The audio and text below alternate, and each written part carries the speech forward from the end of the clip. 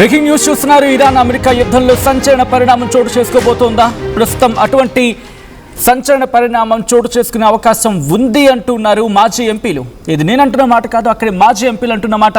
ఇరాన్పై అణుదాడికి America సిద్ధమవుతోంది అంటూ కూడా చర్చ జరుగుతున్న సందర్భంలో కీలకమైన పరిణామం కింద మాట్లాడుకుంటూ ఉన్నాం. యుద్ధంపై అమెరికా మాజీ ఎంపీ మార్జోరీ టేలర్ గ్రీన్ సంచలన వ్యాఖ్యలు చేశారు. అణ్వాయుధాలు ప్రయోగించే అంశంపై అమెరికాలో చర్చలు జరుగుతున్నాయంటూ ఆమె కీలక వ్యాఖ్యలు చేశారు. Former Congress women Marjorie Taylor Greene చేసిన స్టేట్మెంట్స్ ఇవి. అణ్వాయుధాలు ప్రయోగించే అంశంపై అమెరికాలో చర్చలు జరుగుతున్నాయంటూ చెప్పుకొచ్చారు ఆమె. అమెరికా వ్యూహాత్మక సమావేశాల్లో అణుదాడిపై చర్చ జరిగిందంటూ చెప్పుకొచ్చారు ఆమె. మార్జోరీ టైలర్ ఇది ఊహాగానం కాదు, నిజము అంటూ ఎక్స్లో పోస్ట్ చేశారు ఆమె. ఇఫ్ పాసిబుల్ ఒకసారి ఆ పోస్ట్ ఉంటే ప్లే చేద్దాం. ఇరాన్పై అణుదాడి జరిగితే ప్రపంచవ్యాప్తంగా తీవ్ర పరిణామాలు ఉంటాయంటూ కూడా ఆమె తన ట్వీట్లో చెప్పుకొచ్చారు.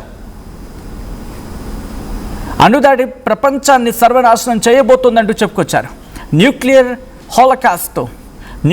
హాలోకాస్ట్తో తీవ్ర విధ్వంసం తప్పదంటూ ఉన్నారు టేలర్. ఇంటెలిజెన్స్ అంచనాలను ప్రభుత్వం పట్టించుకోవటం లేదంటూ ఆమె సంచలన వ్యాఖ్యలు చేశారు. ఇరాన్పై యుద్ధంలో పౌరులు తీవ్రంగా నష్టపోతున్నారు అంటూ చెప్పుకొచ్చారు టేలర్. యుఎస్ మాజీ ఎంపీ కమెంట్స్తో ప్రపంచవ్యాప్తంగా ఆందోళన నెలకొంది. ఇరాన్పై అమెరికా నిర్ణయం ఎలా ఉండబోతోంది అనేది తీవ్ర ఉత్కంఠను కలిగిస్తూ ఉంది. ఆమె ఏమన్నారో నేను ఒకసారి ఆమె ట్వీట్ నేను చదివినిపించే ప్రయత్నం చేస్తాను, ఆ తర్వాత మరి కాసేపట్లో ముందుంచే ప్రయత్నం చేస్తాను. Because that was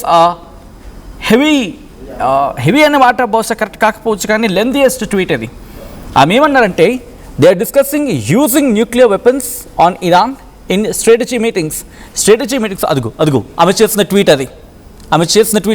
They are discussing using nuclear weapons on Iran in strategy meetings. వాళ్ళ స్ట్రాటజీ మీటింగ్స్లో ఇరాన్ మీద న్యూక్లియర్ వెపన్స్ని ప్రయోగించే అంశం మీద డిస్కషన్ జరుగుతోంది అంటూ చెప్పుకొచ్చారు Taylor. Yes, you read that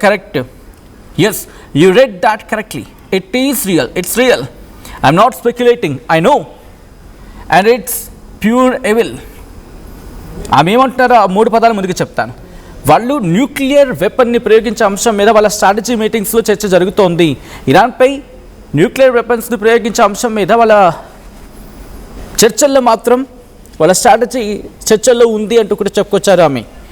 మీరు వింటోంది నిజం, ఇన్ఫ్యాక్ట్ మీరు చదువుతోంది నిజం. ఇది నిజం. నేనేమీ స్పెక్యులేట్ చేయటం లేదు, నాకు తెలుసు. నేను ఇదే స్పెక్యులేట్ చేయట్లేదు. అండ్ ఇది పూర్తిగా ఒక ప్యూర్ ఎవల్, అంటే ఒక రాక్షస పర్వం, రాక్షస చర్య అంటూ చెప్పుకొస్తున్నారు ఆమె. ఒకసారి దాంతోపాటు ఇంకొంచెం డేటా ఆమె ఇస్తూ ఉన్నారు, దాని గురించి నేను మాట్లాడే ప్రయత్నం చేస్తా. అదిగోండి ఆమె చేసిన ట్వీట్ అది. బట్ ఇదే అంశానికి సంబంధించి ట్రంప్ గతంలో ఒక ఇంట్రెస్టింగ్ కామెంట్ చేశాడు ఇరాన్ విషయంలో. ఇప్పుడు ఆ స్టేట్మెంట్కి ఈవిడ చేసిన ట్వీట్కి ఎక్కడో లింక్ కుదురుతోంది ఇన్ ద సెన్స్ ఎక్కడో చర్చ జోరందుకుంటోంది. ఎందుకు ట్రంప్ ఏమన్నారు గతంలో ఒకసారి చూద్దాం. After we finish defeating Iran, which is being very badly defeated, pretty soon I'll be declaring the Hormuz Strait a territory of the United States. I built it during my first term, including Space Force. Right, అది చాలా దగ్గరలోనే ఉంది. ఇటు ఇరాన్ని ధ్వంసం చేసి already ధ్వంసం అయిపోయింది, ఇక అతి త్వరలో పూర్తిగా హస్తగతం చేసేసుకుంటాం. హార్మోజ్ స్ట్రైట్ని కూడా అది యుఎస్ టెరిటరీలో కలిపేస్తామని చెప్పి ట్రంప్ చేసిన వ్యాఖ్యలు నిన్న ఆ కాంటెక్స్లో. బట్ ఈమెమంటున్నారంటే, లాస్ట్ టైం న్యూక్లియర్ వెపన్ని ఆగస్టు 6-9 తారీఖులు 1945లో ఉపయోగించడం జరిగింది. జపాన్లోని హిరోషిమా నాగసాకి 2 ప్రాంతాల మీద ఆగస్టు 6-9 తారీఖున వీటిని ప్రయోగించడం జరిగింది. ఈ ఘటనలో 1,10,000 మంది మరణించారు. దాంతోపాటు గ్రౌండ్ జీరో అయిపోయింది. వెపరైజింగ్ పీపుల్ ఎట్ గ్రౌండ్ జీరో అంటే ఆ ప్రాంతంలో ఏ ఒక్క మనిషి కూడా బ్రతకలేడు. అంటే ఎప్పుడైతే దాడి జరిగిందో వెంటనే 1,10,000 మంది మరణిస్తే మొత్తం ఆ మరణాల సంఖ్య దాని ప్రభావంతో 2,14,000కు చేరుకుంది ఆ ఇయర్ ఎండింగ్కి. దాంతోపాటు చాలామందికి ట్రామాటిక్గా మారిపోయారు, చాలామందికి తీవ్రమైన గాయాలయ్యాయి అంటూ కూడా ఆమె చెప్పుకొచ్చారు. But the extreme suffering continued for the Japanese people from radiation sickness, skyrocketing cancer rates, and generational birth defects. అంతేనా?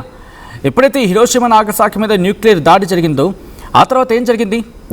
జపాన్లో రేడియేషన్ సిక్నెస్ పెరిగింది, క్యాన్సర్ రేట్లేమో ఆకాశాన్ని తాకాయి, జననాల సంఖ్య దాంట్లో అంటే జననాల సంఖ్యలో చాలా మార్పులు కనిపించాయి. దాంతోపాటు మీరు చూడొచ్చు జనరేషన్ బర్త్ డిఫెక్ట్స్ అంటే పుట్టుకతోనే వచ్చే ఆరోగ్య సమస్యలు ఎక్కువయ్యాయి. Not to mention wiping out all means of their economy. And the suffering was so great that all of humanity oofed never again. Trump and his admin were told by our own intelligence that Iran was nowhere near creating a nuclear weapon. Then Israel said the same line. It's repeated for decades. Iran is only weeks away. ఇక్కడ మీరు చూడొచ్చు Trump administration వాళ్ళకి own ఇంటెలిజెన్సే చెప్పుకొచ్చింది. ఏమని? Iran దగ్గర ఇప్పటికిప్పుడు nuclear వెపన్స్ని తయారు చేసేంత సత్తా లేదు, దరిదాపులు కూడా వాళ్ళు లేరు. ఇజ్రాయెల్ కూడా ఇదే అంది. ఇది దశాబ్దాలకే చెప్తున్న సందర్భం. ఇరాన్ క్షీణిస్తూ ఉంది, ఇది కదా వాస్తవం అని చెప్పి కోట్ చేస్తూ ఉన్నారు. Iran is only weeks away, వారం రోజులే అంటూ కూడా చెప్పుకుంటూ వస్తున్నారు కదా. క్షీణిస్తోంది, Iran is only weeks away అంటూ ఉన్నారని చెప్పి ఇందాక ట్రంప్ అంటూ ఉన్నారు కదా. So we bombed anyways, kill their leaders and innocent little children in a school, and Iran has controlled the strait of Hormuz ever since and punish the reason for their part in it. మన బాంబులు వేయడం ప్రారంభించిన దగ్గర నుంచి వాళ్ళ లీడర్స్ని చంపేశాం. అమాయకులైన పసిప్రాణాల మీద పసిప్రాణాలు ఉంటున్న స్కూల్ మీద మనం బాంబులు వేసాం. ఇప్పుడు ఇరాన్ ఏమో స్ట్రైట్ ఆఫ్ హార్మూజ్ని వాళ్ళ కంట్రోల్లోకి తీసుకుంది, ఆ ప్రాంతాన్ని పూర్తిగా శిక్షిస్తోంది వాళ్ళ వైపు నుంచి అని చెప్పుకొచ్చారు. ఇంకేమంటున్నారు? And now our government is only actually discussing lowering the nuclear threshold in order to use nuclear weapons against Iran, even though Trump claims he won the war like 40 times and says the US controls the SOH, that is Strait of Hormuz అని చెప్పి. ఇప్పుడు ప్రభుత్వం ఏమంటోంది? Nuclear థ్రెషోల్డ్ని loading చేసేందుకు discuss చేస్తోంది. ఏమంటున్నారు ఈవిడ? And now our government is the one actually discussing lowering the nuclear threshold in order to use nuclear weapons against Iran even the Trump claims. అంటే యుద్ధం గెలిచామంటే చెప్తున్నప్పటికీ కూడా జరుగుతున్న పరిణామాలు ఏంటి? అక్కడ స్ట్రైట్ ఆఫ్ హార్మూజ్ కంట్రోల్లో, ఇరాన్ కంట్రోల్లో ఉన్నప్పటికీ కూడా జరుగుతున్న పరిణామాలు ఏంటి? ఆ ఇష్యూని కొలికి తీసుకురావాల్సింది పోయి ఇరాన్ మీద న్యూక్లియర్ వెపన్సా, ఇది ఎంతవరకు సమంజసం అని చెప్పి ప్రశ్నించడం జరుగుతోంది. ఇలా చాలా ప్రశ్నిస్తున్నారు ఆమె. ఆఖరికి ఏమంటున్నారంటే Trump promised no more foreign wars but may actually be the one who delivers a nuclear holocaust that would likely drag the entire world into major conflict, economic depression and mass human suffering we have never seen in our lifetime and maybe throughout the history. ఏమంటున్నారు? Trump ఏం వాగ్దానం చేశారు కదా, ఇకపై ప్రపంచ దేశాలు యుద్ధాలు ఉండవని చెప్పి. కానీ ఏమంటున్నారు ఇక్కడ చూడండి, interesting point. But may actually be the one who delivers a nuclear holocaust సృష్టించే పరిస్థితుల్లో అక్కడికి లాగేందుకు, ప్రపంచాన్ని అందులోకి లాగేందుకు ఒక మేజర్ కాన్ఫ్లిక్ట్ కారణం అవుతున్న వారిలో ఒకడు అవుతూ ఉన్నాడు. తద్వారా ఏమవుతుంది? ఎకనామిక్ డిప్రెషన్ వస్తుంది, మాస్ హ్యూమన్స్ సఫర్ అవ్వాల్సి వస్తుంది. అంటే పెద్ద సంఖ్యలో ప్రజలు ఇబ్బందులు ఎదుర్కోవాల్సి ఉంటుంది.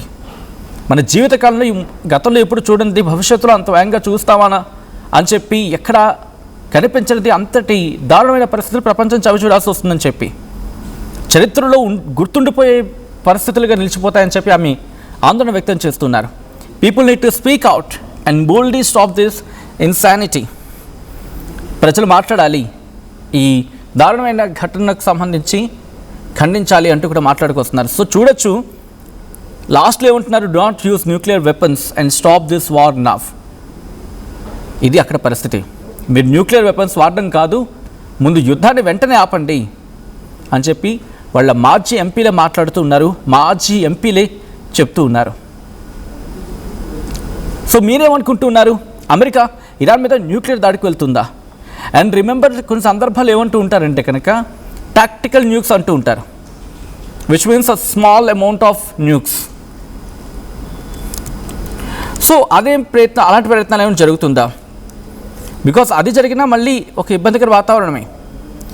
బికాస్ ఏ స్థాయిలో చేస్తారు, ఎక్కడ చేస్తారు, దాని తీవ్రత ఎలా ఉంటుంది? సో ఏ క్షణమైనా అమెరికా దాడి చేయొచ్చు అని చెప్పి నేను అంటున్న మాట కాదు. You can check that. ఒకసారి ఆ ట్వీట్ స్క్రీన్ మీద ఉంచే ప్రయత్నం చేయరా?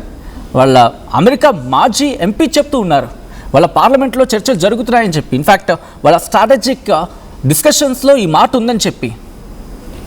అంటే అమెరికా ఏ క్షణాన్నైనా, బహుశా అమెరికా సిద్ధంగా ఉన్నట్టుంది. ఇక ట్రంప్ కనుక కొడితే చాలు ఇటు ఇరాన్ మీద న్యూక్లియర్ దాడి చేసేందుకు. అది మీరు చూడొచ్చు, దే ఆర్ క్లియర్లీ స్టేటింగ్. ఇది ఫేక్ వార్త కాదు. అదొకసారి మీరు చూడొచ్చు. Former congresswoman Marjorie Taylor Greene ఆమె చేసిన ట్వీట్ ఇది. Former congresswoman. Congresswoman అంటే అక్కడ పార్టీ కాదండి, కాంగ్రెస్ అంటే చట్టసభల మాట.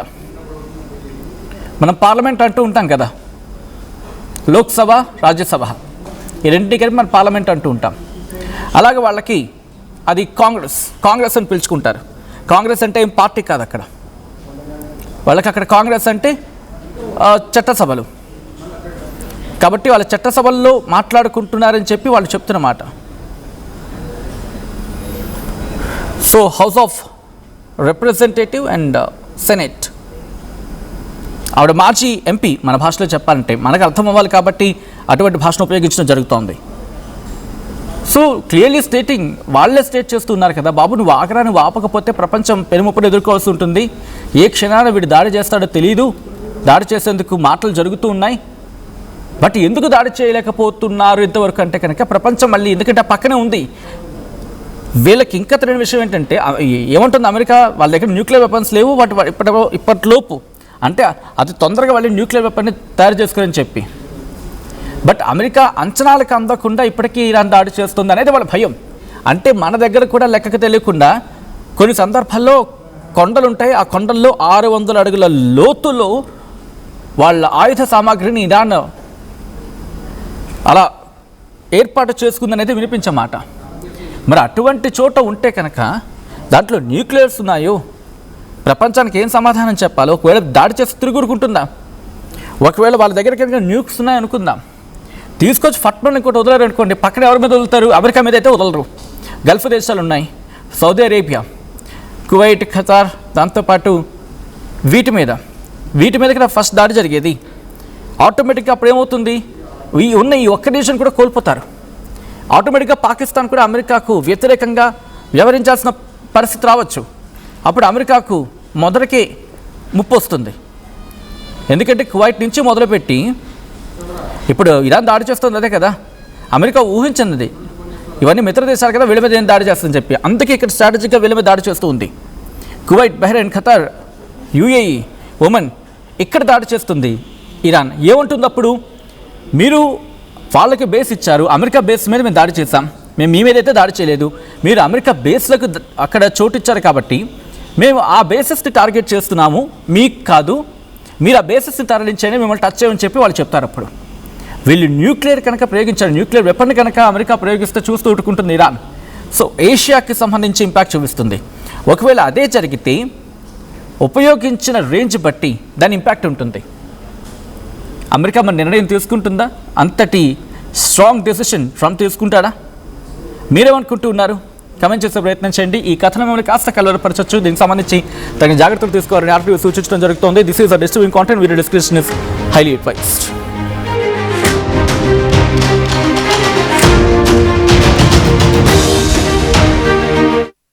టోర్నమెంట్ కి ముందు పెయింట్ అలా pure in its form with grace made noble.